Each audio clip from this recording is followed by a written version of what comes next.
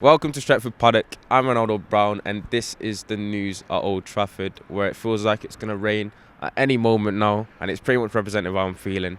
I'm tired, I'm disgruntled, got the result hangover for the second week in a row doing the news, but I've got to put all that aside and deliver the news to you as effectively and as efficiently as possible without crying. But apart from that, kind of segues perfectly into what I'm going to talk about, because one of the first bits of news is surrounding De Gea's performance in the game on Sunday, which we're all not happy with, and all his errors have been an all too often occurrence, if I'm being honest. And it's kind of raised the pressure, raised the kind of statement or the talking point of whether Dean Henderson needs to be number one this season. And the fact that what makes it so controversial is the fact that De Gea is 29 years old.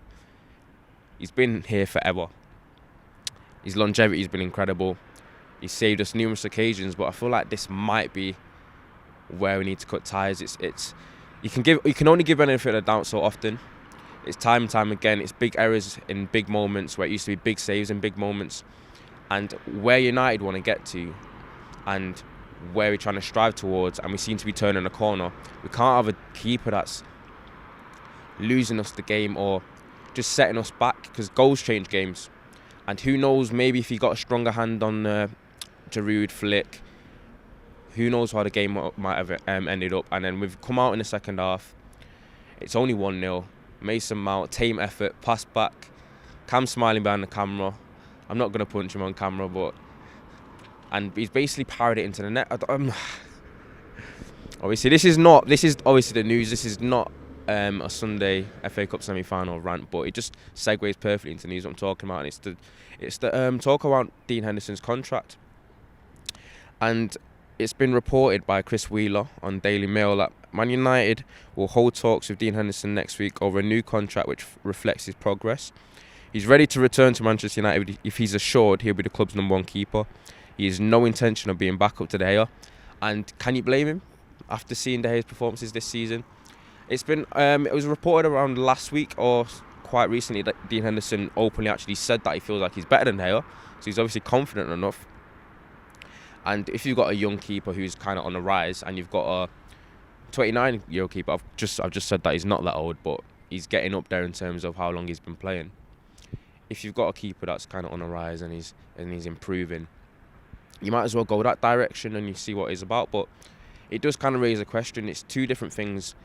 When you're a keeper for Sheffield United and you're a keeper for Manchester United, it's slightly different. Sheffield United might be a bit busier, so he can basically save here, save there, maybe in 5 minutes when he's kind of weathering a storm or doing pressure. But the thing with keepers in big games, or keepers for big teams, so to speak, is that they could be out of the game for 20 minutes, half an hour, 40 minutes, not having to do anything, and they've got to pull out a save and get the team out of the shit. And that is what represents a top-class keeper. It's the concentration levels. And with added pressure, I'm a bit more likely to make errors. And we know that Dean Henderson's a good keeper, obviously, but can he do it when the lights are brightest? And that is what will be interesting to see in the coming years. But it looks like he's very much about United plans, though. If he's getting his contract extended and he wants to be number one, we very much have a goalkeeping controversy on our hands. If you've got De Gea who's on this ridiculous contract, it must be 400,000, basically $500,000 a week, if we're being honest, with all the added bonuses, etc. We need better performances from him, and we've got to see how the rest of the season unfolds. If he doesn't improve and he does another error, then it really, really mounts pressure on him, and we could see Dean Henderson as number one next year, which I wouldn't mind. He's been a good servant to the club, but sometimes it's time to move on.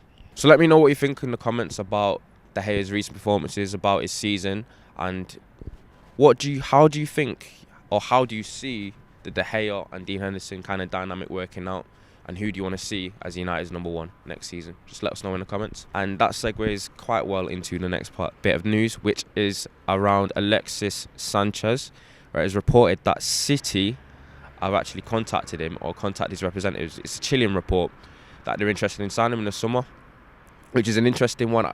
I don't really care about Sanchez. I'm not sure you care about Sanchez, but if City want to take him, then they can have him, which is quite an odd bit of news, actually. And you'd thought that they would have wanted to get a bit more youthful. They've got an aging Aguero. He's pretty much on his way out, even though they're having contract talks with him. So the fact that they're interested in Sanchez is a bit of an odd one. He's obviously on a downward trend in his career. I don't think attacking areas are somewhere that's a major of concern for them. But it's if they can have him, I don't know if I've got much to say on it. If they want him, I feel like they can have him. I know we don't want him, and the direction we're going for youth, a bit more dynamic, and we don't want to sign old players, or we don't want old players coming back. He's on loan, and if Sanchez comes back, I don't see how he gets in the mix, and he's obviously not. Ollie's not a fan of him. It just makes it quite interesting. I've not even been tracking his season into Milan. I don't know how well he's been playing, whether he's found his form again, or whether he's kind of found his prime Arsenal form, which I doubt. I think if we can cash in for him and get, I'm hearing reports about 20 million, which I personally think is a decent of value for Sanchez. If he's that disposable, you take what you can, you put it in the bank, especially in the current climate, and you kind of move on and onto bigger and better things, and kind of put the Sanchez era behind us, which obviously didn't work out very well. And it's time to close the book on that one. And into the third bit of news, which is surrounding what you've probably clicked on the video for, and that is Jadon Sancho, where quite a well-respected and well-renowned journalist, a French journalist, Mohamed Bouhafsi, actually, has reported that Jadon Sancho is very much pushing for a move out of Borussia Dortmund, which isn't really an extensive or dramatic statement to make, but it just holds weight because of the person that has said it. When you hear Tier 1 journalists come out and say things, you know that they've got the most reliable sources. So when it's kind of he say, she say when it comes to Jadon, or he wants to come, he's likely going to come, and it's been going on for quite a while now. But when you're actually getting strong journalistic people coming out and saying that he's definitely trying to push his way out of Dortmund, and he definitely looks like he wants to make his United, it does excite you a little bit, and it does kind of represent a bit more weight. It just feels right. Basically what it does is also it makes it seem as though if we don't get Jadon, that it's just going to be all the more upsetting, and then we'll basically be bantered all season. But I personally don't see how it won't happen, and I'm not the only one that's thinking that we're going to get him. That's not the only Jadon Sancho bit of news that I've got, actually, where it's not just him, but it's also been spoken by Sky Germany on MU Live that Jadon Sancho definitely wants to leave Borussia Dortmund this summer. He's homesick and doesn't want to stay in Germany anymore. It's difficult to say if he will asked to leave like Osama Dembele did, but the pressure on Dortmund will greatly increase. I love how the way they've name dropped Dembele in there, but yeah, I can see Jadon's a London boy. He's got friends and family in London. He's got friends and family, notably in Manchester. And it doesn't seem feasible how he wouldn't see or wouldn't envision a return back to England. And if he returns to England, it's hard to see how he wouldn't end up in a United shirt. We want a man that's dynamic. We want a right winger. We've literally seen on Sunday in the FA Cup semi-final the monumental drop-off from our starting 11 players to our bench players. The squad depth simply isn't there. I remember I wrote an article yesterday saying that they shouldn't have experimented. We should have kept our strongest squad out. But now that I've kind of slept and thought about it, he was kind of forced into it. We were playing too many games too quickly. It's the same team playing every few days. It's going to take a toll. And he's probably been...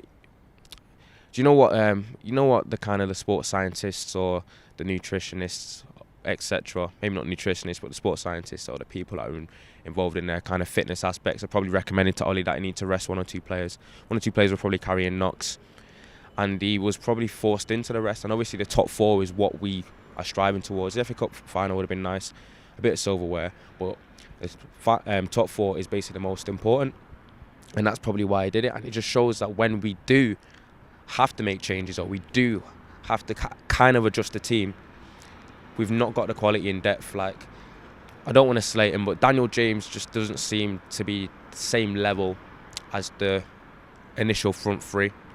So think about, instead of adding Daniel James when you're when you're resting Greenwood or Martial or Rashford, you've got Jadon starting, and instead you've got a front three, as I envision, of Jadon, Martial and Rashford, and then you've got Greenwood to come on.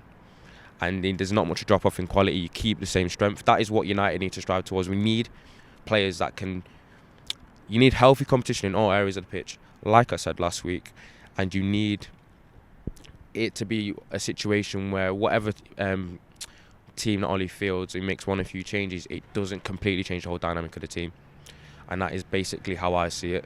So get Jadon and just get it done. And if we don't get it done, it's just going to look like a complete farce. It's been going on for 18 months now. I don't see how it doesn't happen, and I hope it definitely does. But yeah, that was pretty much the news that I've got today. I've tried to deliver it as best as I can. Obviously, I'm slightly disgruntled, and I'm quite annoyed, especially because I've got Cam, who's been rubbing it in this morning behind the camera. But yeah, this was news at Old Trafford. I'm glad to be on here again, and I've enjoyed it. But Stretford, Paddock faithful. That was Ronaldo Brown. Remember to like, comment and subscribe. And that was the news.